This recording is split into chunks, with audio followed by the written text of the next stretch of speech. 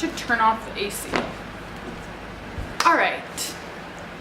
So my name is Daria, and I want to talk about the vagina today.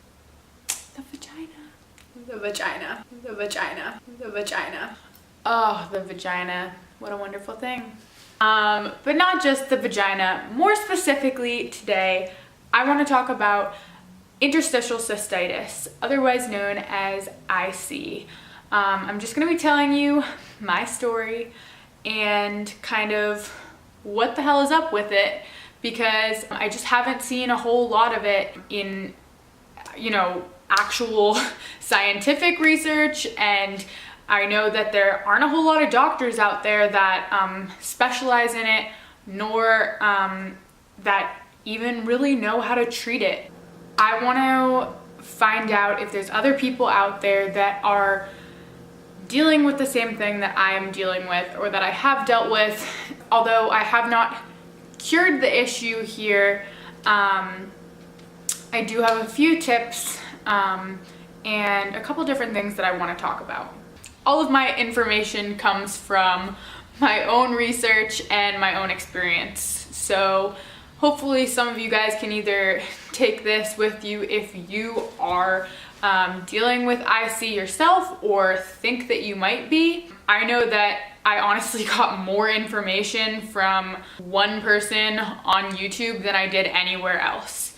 About 3 years ago, I think 3 years ago, I started to get this super uncomfortable, horrible pain in my lower abdomen. Uncomfortable enough that I started to Google the symptoms. Immediately the symptoms suggested a UTI. They're not fun at all. I'm sure plenty of you guys have experienced them before, but they're also not difficult to treat. You go, you get tested for it, you get on antibiotics, you drink a whole lot of cranberry juice, and you're sent on your way because it goes away and you're fine.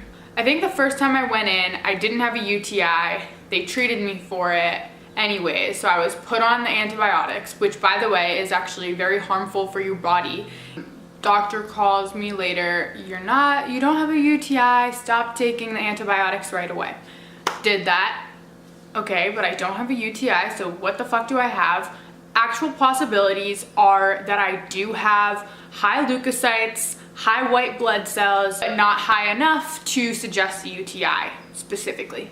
And you shouldn't feel the symptoms progress or continue. But I did. So this is like over the span of a few months. A couple months later, it comes back and I'm like, oh fuck, okay. So I go to the doctor again. They tell me that I have a UTI, and I do have a UTI this time, and I'm like, oh my god, this is something that I can actually treat. I'm gonna guzzle cranberry juice and this shit is gonna go away. So that's what I did. Months later, I'm experiencing the symptoms again, except this time it is 10 times worse. I was sitting in the back of my grandmother's car. I think I was with my sisters. I was in so much pain. I was just lying in the back seat, like on one of my sister's laps, like in the fetal position, like what the fuck is this? Like please get me home right away because I have to pee so bad. And that's the feeling. So for anyone out there that doesn't know what I'm talking about, the pain is localized and very specific, but it's not just one symptom. So the best way of describing it and the most like obvious symptom is like the urge to pee all the time, but you're unable to pee. So that's actually a typical symptom of a UTI and a symptom of a couple other things. There's no reason for this to be a reoccurring event. There was nothing consistent about this issue. So I would start to feel the symptoms and have them for 1 hour, or I would have the symptoms for a whole week. I think the most recent episode that I had was the longest one, and that was for almost 2 weeks, I think. and you don't want anyone to look at you and you just want to sit on the toilet and fucking die. And so it was taking me out of school. I remember the nurse was like, what the fuck is wrong with you? Just go home. I actually lived right next to a walk-in clinic. So I would get out of school, drive myself to the walk-in clinic. People just weren't any help. Like, no one knew what the fuck was going on. Every time they would say, it's gotta be a UTI, we're gonna take these tests that are gonna cost you $1 million and it'll be a UTI. And every time it wasn't a UTI. So I was sick of going to the doctor. No one could help me. It was so frustrating that no one else would understand. I looked perfectly fine. I should be able to do all the things that a normal healthy person should be able to do. But I was like constantly in this state of like uncomfortableness. Like, it makes you wanna like put on a pair of sweatpants or nothing, or wear nothing, literally. And you don't want to talk to anyone, look at anyone, do anything. And I was tested for everything. Like, could this be a sexually transmitted disease? No. Could this be, you know, something that you're eating? No. Is it an allergy of some kind? No. Why would it be a fucking allergy? Doctors were not helpful. And honestly, still to this day haven't been. I make a big move across the country to Arizona, and that was actually one of the things that I was really fearful of, that like I was gonna be living with someone new and they won't know how to like take this condition when if my episodes are to come again. The other thing is that I have no idea when they're gonna come. They're unrelated to my menstrual cycle. So I got to Arizona and I did experience one episode, but I kind of like didn't tell anyone. I was on my own and I just kind of like got through it and like let it pass. When this happens, I'm forced to take pain medication. And the pain medication that I take is just over-the-counter pain medication for UTIs. Don't take cranberry pills specifically. Sometimes it'll be a double pack of cranberry pills and pain medication. Only take the pain stuff for UTI, but make sure it's not cranberry based. Because they're acidic, they can actually aggravate the situation. So stick to regular pain medication. But anyways, it does help. So the second time that I had an episode was very recently. And it was in this episode that I finally came to the conclusion of what this is that I have. The last time that I had seen a doctor, which was before I moved, I had come across the word interstitial cystitis. And I had expressed and like questioned my doctor about it. Is this something that you've heard of? Could this be something that I have? How do you test for it?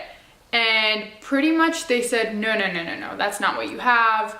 This was a gynecologist actually. This was someone that should have known.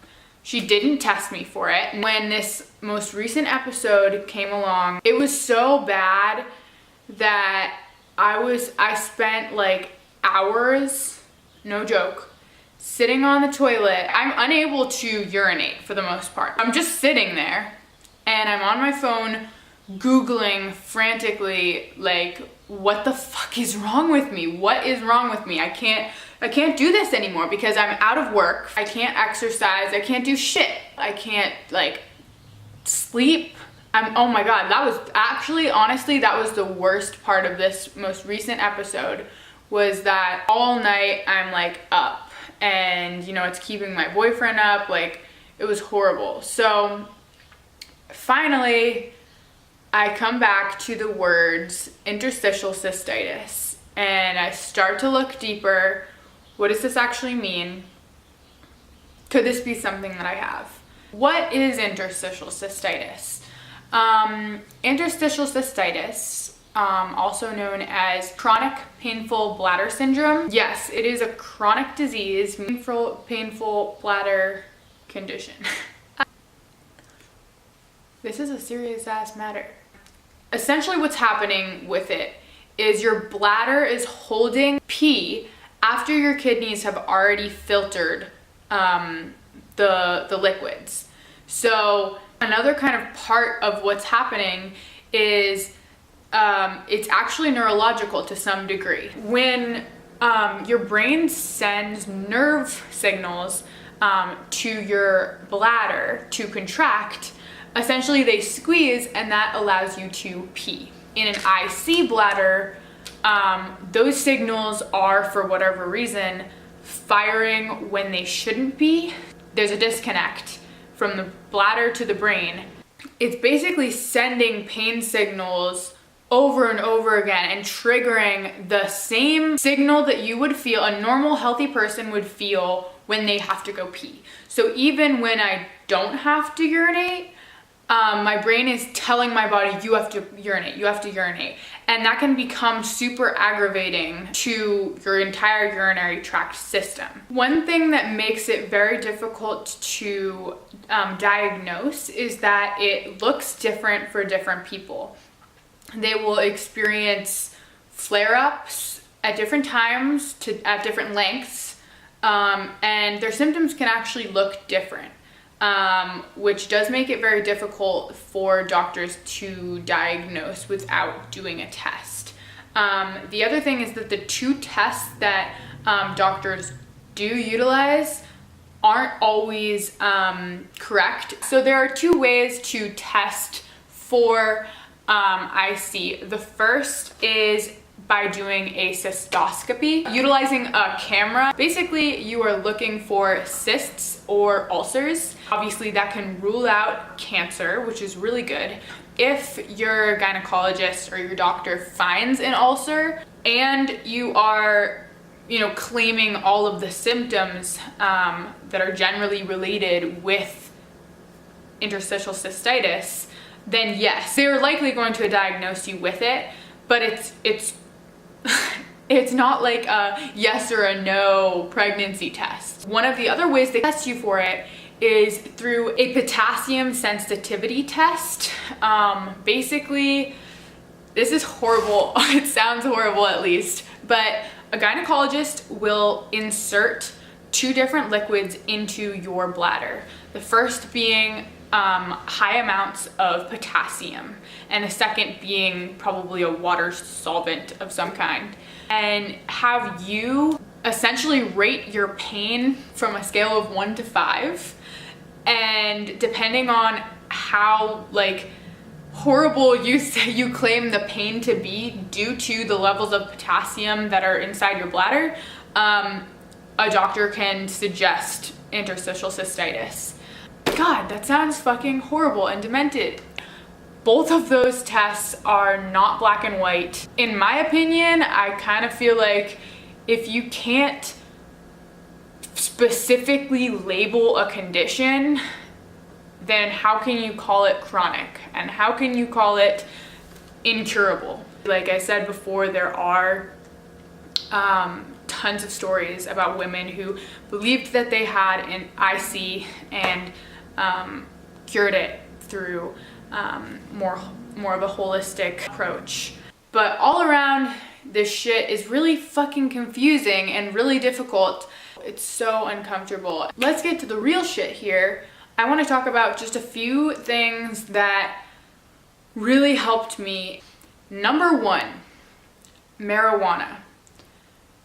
I am such an advocate for marijuana's healing properties in the medical world now that I have utilized it for my own condition. I didn't really understand how seriously it can actually alter and reduce symptoms of pain. I think that was the thing that honestly helped the most. The reason for that is that it relaxes your muscles, and essentially what is happening in a IC flare-up is your pelvic floor is actually super tight and super constricted. I'm not exactly sure why, but I think it has to do with the neurotransmitters that are being sent to your bladder so rapidly that your pelvic floor doesn't know what to do, and it's kind of seizing up, which is causing some of the pain and aggravating it as well.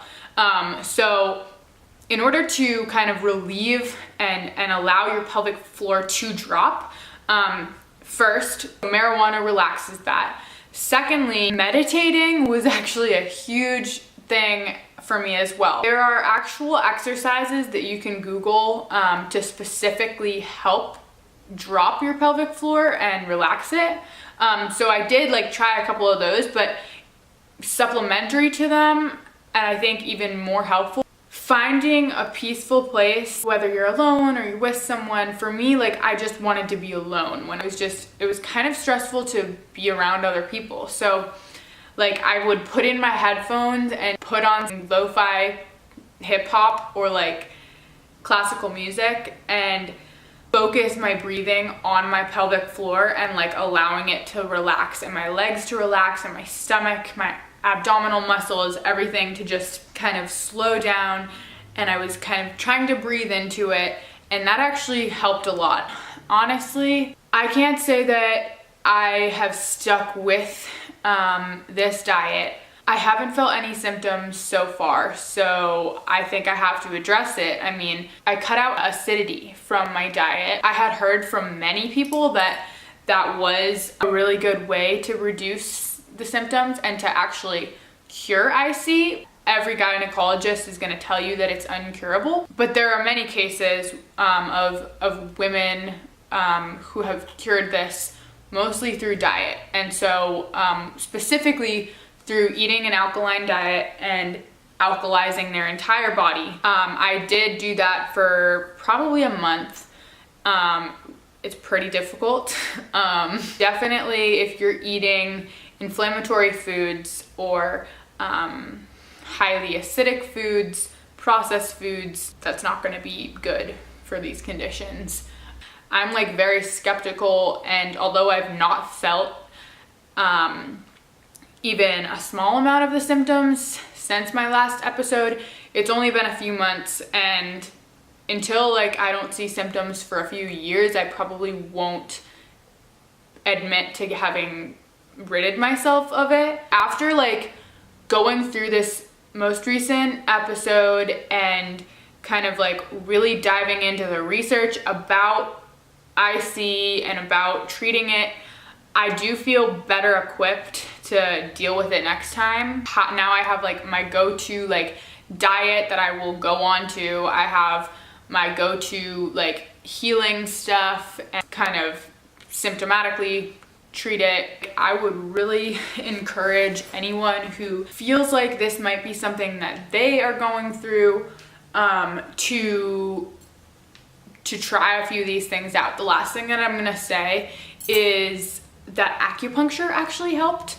I went to a Chinese holistic medicine doctor slash acupuncturist, and acupuncture is not going to cure the problem, that's for sure, but it did help when I was actually in pain to relax my muscles and diminish the pain slightly. So that's definitely something that you can try. I feel like there's a lot of things that I didn't talk about that I'm gonna wanna come back to about IC. I can't be the only one out there that is dealing with this currently.